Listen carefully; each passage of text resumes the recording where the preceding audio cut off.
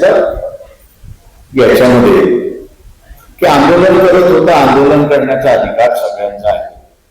बरं, हे काय आंदोलन असं नव्हतं की तोडफोडचं आंदोलन होतं, लूटमारीचं आंदोलन होतं, अमुक आंदोलन होतं, असं कुठलंच नव्हतं. तेव्हा आंदोलन करताना होतं तुम्ही एकदा लाठीचार्ज केला समजू शकतो. राग होता, भडका होता, निघून गेला. तर येता जाता लाठी मारत बसतो हा जो हा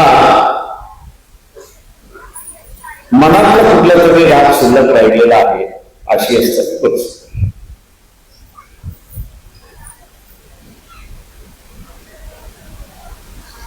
कोर्टासमोर आपण असाव्या तर सगळ्या बाबी मागे आहे.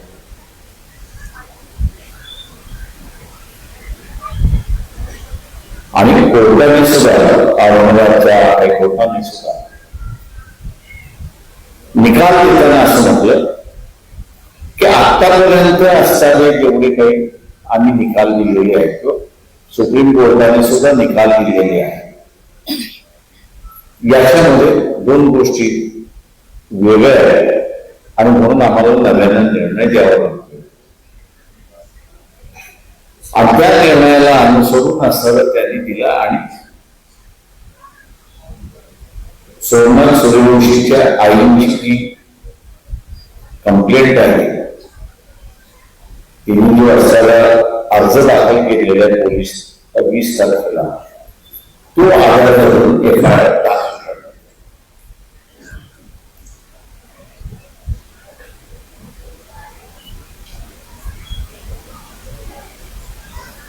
मला आम्ही जाऊन सांगितलं की बघा आपण आरोपीची नावं टाकली पाहिजे.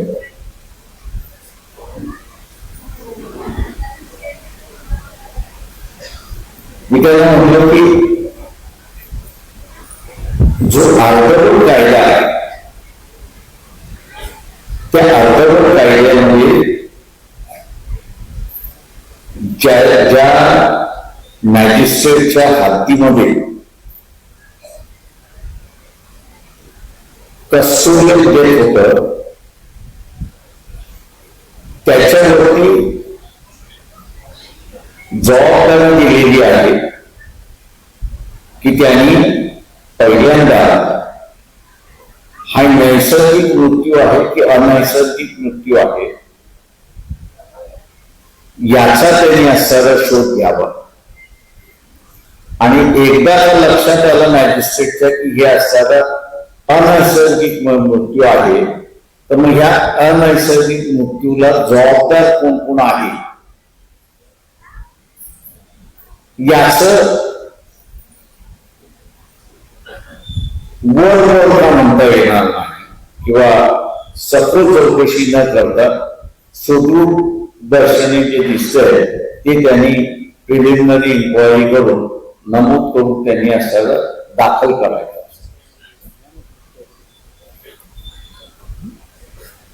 त्याच्यामुळे त्या इन्क्वायरी रिपोर्ट मध्ये म्हटलं जे आरोपी आहेत त्या आरोपींची नावं आलेली आहेत, तेव्हा आपण पुन्हा हायकोर्टामध्ये असलेला तो मुद्दा उपस्थित करावा अशी काही त्याला असं गरज नाही, ती झाली असं त्या ठिकाणी मानतो. सुप्रीम कोर्टामध्ये सुद्धा आम्ही असणारा तोच मुद्दा मांडला की सूर्यवंशीचा हा जो मृत्यू आहे हा कोर्टाने सूर्यवंशीला ताब्यामध्ये दिले, त्याच्यामुळे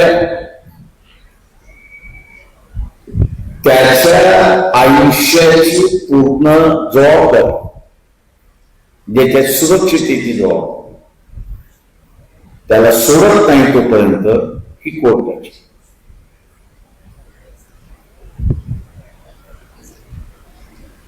ही कोर्टाची तर सूर्यवंशीला न्याय हे सुप्रीम कोर्टाने मान्य केलं की कोर्टानेच दिला आणि म्हणून खालच्या कोर्टाचा निर्णय जसाच्या तसा त्या ठिकाणी राहिला, त्याच्यामध्ये कुठलाही बदल झाला नाही.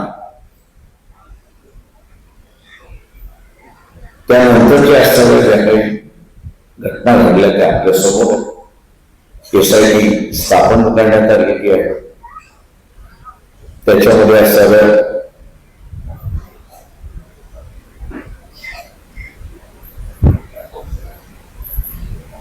एक अधिकार सुद्धा देण्यात आलेला आहे आणि तो म्हणजे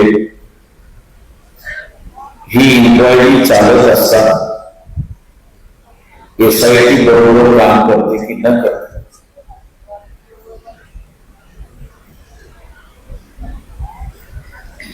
एसआयटी काम बरोबर करते की न करते ना आपल्याला असं वाटलं की ही काम बरोबर करत नाही, तर ज्या मॅजिस्ट्रेटच्या हद्दीमधील ही असणाऱ्या इन्क्वायरी होणार आहे त्याच्या पुढे तुम्हाला अर्ज करणं हे महत्वाचं आहे. मी असं म्हणेन की हा सगळ्यात मोठा सूट मिळाली असं मी किंवा अधिकार या कस्टोडियल डेटमध्ये मिळाली असं मी त्या ठिकाणी म्हणणार आहे. आणि यापुढे सूर्यवंशीच्या निमित्ताने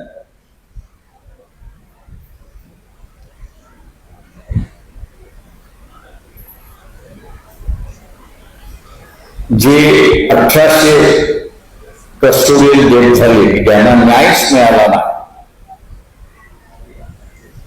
यापुढे सूर्यवंशीच्या निमित्ताने जेवढे जेवढे पोलीस कस्टडीमध्ये अनैसर्गिक मृत्यू होईल त्या सगळ्यांना न्याय मिळण्याची प्रक्रिया सुरुवात झाली असून त्या ठिकाणी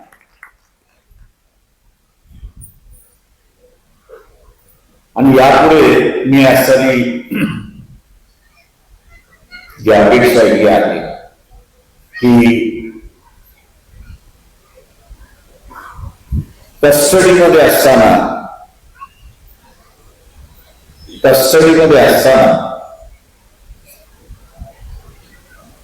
हा जी मृत्यूची संख्या वाढत तिला नुसता आळा बसणार नाही, तर ती देशभरामध्ये कमी होण्याची असणारी शक्यता आहे. तर का सोमनाथ सूर्यवंशीच्या याच्यामध्ये जी एक व्यवस्था आपण करून घेतली आणि पुढच्या तारखेला स्वतःच कोर्टाने असं सांगितलं की आम्ही असं एक नियमावली त्या ठिकाणी करणार आहोत. ही नियमावली देशभर लागू होईल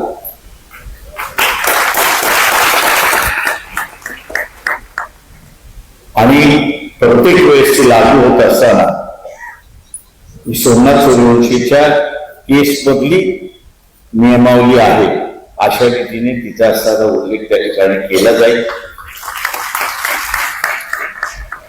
मी असं म्हणेन की बऱ्याच वर्षानंतर कायद्यातली असणारी जी एक त्रुटी होती ती त्रुटी सोमनाथ सूर्यवंशीच्या आईच्या निमित्ताने या ठिकाणी मला मिटवण्याची किंवा ती भरून काढण्याची संधी मिळाली. त्याला हिमतीने उभं राहणं, मी जसं म्हणाल की त्यांच्या या हिमतीला त्यांना स्वतःहून असं म्हणालो की तुम्हाला दाद देतो की आजपर्यंत जे काही प्रेशर आहे मी इतर जणांना शांतीत सांगत होतो, अगोदर सांगत होतो, त्यांना अगोदर सांगितलं नाही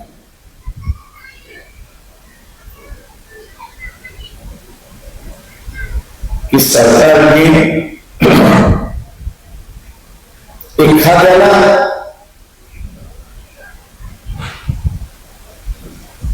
बेकायदेशीररित्याने संपवला, कायदेशीररित्याने बेकायदेशीररित्याने संपवला असेल तर त्याला नियमाप्रमाणे पूर्णपणे शासनाने नुकसान भरपाई देणं ही असणारं कायदेशीर बंधनकारक आहे. त्याच्यामुळे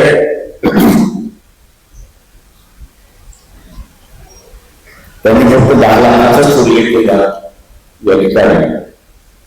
गोपन 10 लाख रुपये वडर समाजाचा आहे म्हणून 10 लाख रुपये द्यायला तयार होते. गव्हर्नमेंटचं स्टेटमेंट सुद्धा त्या ठिकाणी मॅजिस्ट्रेट समोर आलेलं आहे. काय काय त्यांनी दिले याच्यापेक्षा मोठं आहे.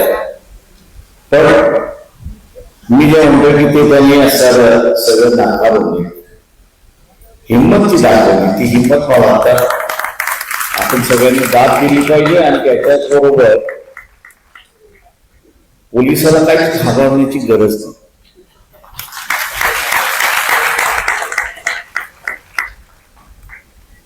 पोलिसाला अजिबात घाबरण्याची गरज.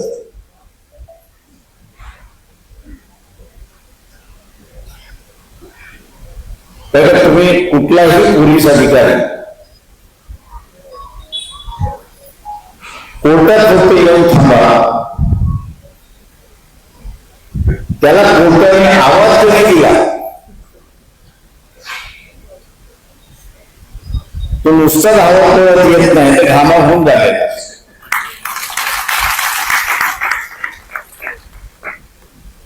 तर त्याला माहित असतं की त्याची सगळी उडी मारण्याची ताकद जी आहे इथं संपली.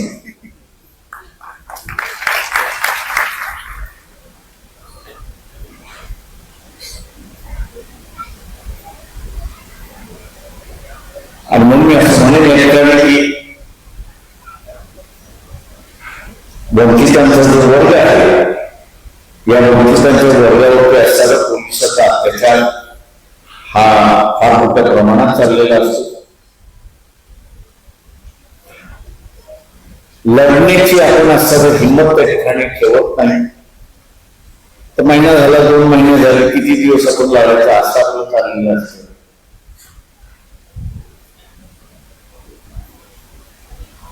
पण एक लक्षात घ्या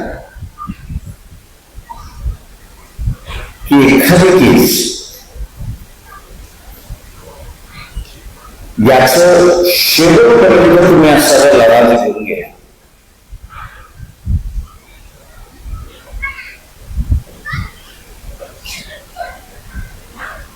शेवटपर्यंत घेऊन गेला तर आणि त्याच्यातला निकाल तर त्या जिल्ह्यामध्ये परिस्थिती बदलते ही लक्षात.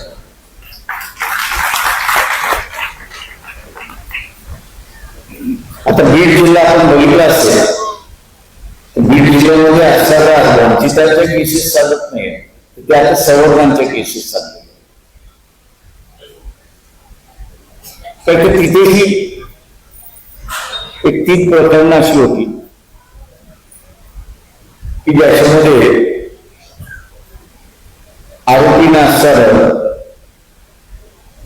10-12 वर्ष ही शिक्षा झाली. आणि आपल्याला शिक्षा होते असं लक्षात आल्यानंतर वंचितांच्या वरती असणारा अत्याचार करण्याचं प्रमाण जे आहे हे एकदम कमी पडलं. आणि आत्ता असताना आपण बीड जिल्ह्यामधलं पाहिलं तर अत्याचार हा आत्ता असताना संवर्धनांमधलाच प्रकर्षाने बाहेर पडतोय अशी असणारी परिस्थिती. आणि म्हणून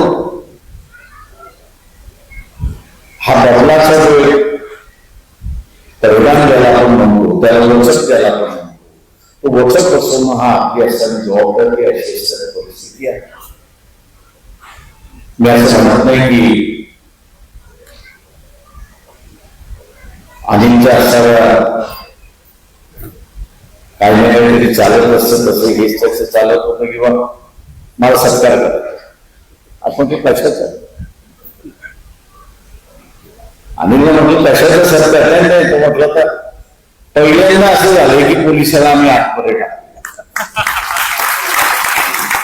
म्हणजे वडार समाजाच्या प्रकरणामध्ये पोलीस आतमध्ये जातात आहेत हेच एक तो म्हटलं फार मोठं भूषण.